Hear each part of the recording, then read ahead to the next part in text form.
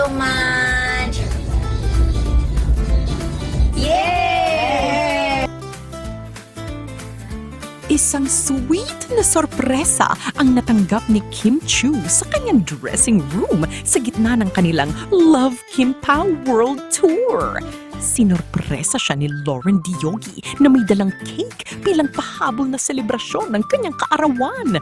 Bagay na ikinatuwa hindi lamang ni Kim, kundi pati ng fans na nakakita ng mga kuha mula sa moment na iyon.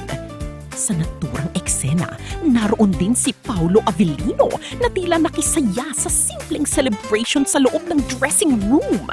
May larawan pa ngang magkakasama sina Kim, Paolo at Direk Lauren na agad naging source ng kilig at good vibes para sa Kim Pao supporters online.